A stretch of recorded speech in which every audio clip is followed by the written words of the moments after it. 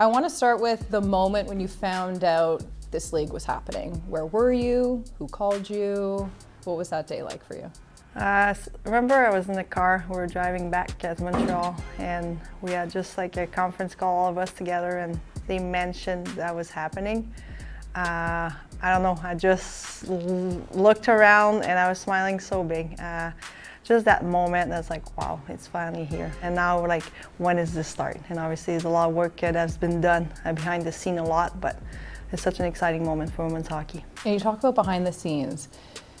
Is there anyone that comes to mind that has been championing this? Yeah, there's a lot for sure, but I think obviously the Gina Hefford and our board members. If you think about Kendall Korn, Hillary Knight, Sarah Nurse, Brianne Jenner, Liz Knox, hope I don't forget anybody, but there's so many women that have been pushing it for us. Patience is a virtue, we're all aware of that. Big things takes time to build, and when we created that PWHPA back in 2019, the one thing was we gotta stick together. We have to stick together to make this happen. And at the end of the day, we did, and we're here. Poulin shoots, she scores! Captain Canada cashes in on the power play. And the greatest goal scorer in the world gets it done. When you think about your journey through sport, what it's given you on and off the ice, here you are, you just had your first on-ice session with the team. What does this league in this moment mean to you?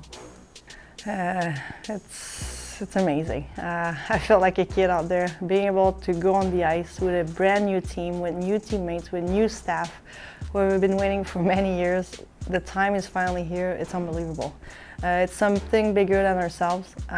When you think about little girls that can come and watch us, we can make them dream, be part of the PWHL in either Montreal, Ottawa, Toronto, New York, Minnesota, Boston. This is unbelievable, and I hope it's just going to keep growing. You think of games you've had a chance to play in your home province over the course of your career. You will have 12 regular season games in the upcoming year to play with this professional team in front of your home province. When you look back on meaningful games for you in Quebec, what comes to mind? We haven't had those big tournaments, but we had rivalry series in Laval and Trois-Rivières.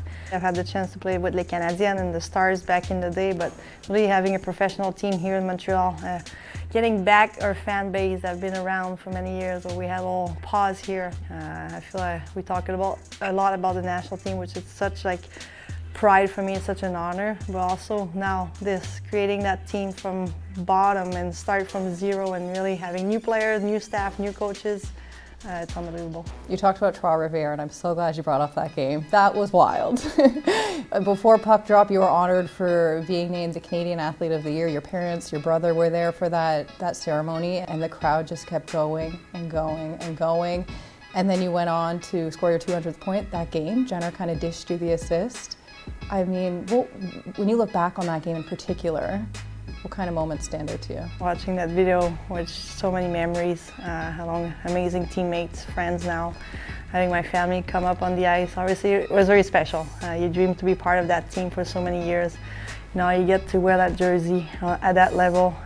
It's hard to find words. It's such an honor. Poulin up in front, shot out, Poulin, she scores! 200 for Canada's captain. Going back to that bench after that goal, how big were the smiles. Those are the moments you live for, that's for sure. When you see your teammates, how proud they are and how happy they are for you, it goes above and beyond a win sometimes, that's for sure. Did you give her a big thank you for dishing you that puck there? Because, you could tell it was with intent. She wanted to let you get that 200th point. 100%. You can see with my celly, just point at her and just enjoying the moment. Another big crowd moment for you was Laval game just a few days later, which I guess probably would have been the last meaningful game maybe you've played in Quebec. Tensions flare up with Keller and Poulin exchanging shoves. And hear that crowd in Place Belle for Canada's captain.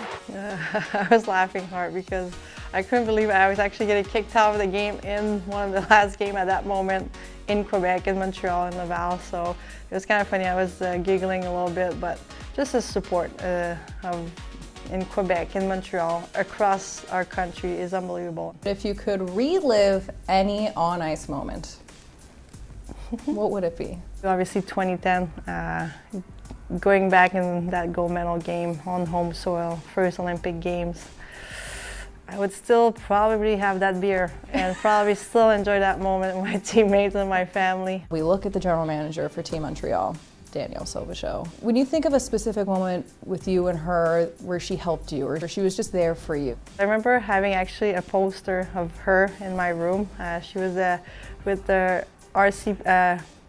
RCMP, and she was on that poster. I don't know why I was obsessed with that, and I put it behind my door. And I remember there was an event, and I was with my mom, and I was able to meet her. And obviously, my mom was like, "Man, Philippe has like a poster of you," but it's just like those little moments. I think when COVID hit, I think all of us were kind of lost around Montreal, where to skate, how to do it. And I think, again, Danielle just came up with ideas. We're still able to skate where many across the country couldn't. And obviously, that meant a lot for us to know that somebody had our back. As you look ahead to Puck Drop home opener, I'm sure you probably have images of what that day may look like. What comes to mind? What do you hope to see? A lot of fans, a lot of people in the stands, a lot of little girls having that big smile, having their eyes wide open to see that it's possible. It's going to be fun, it's going to be exciting, and I cannot wait.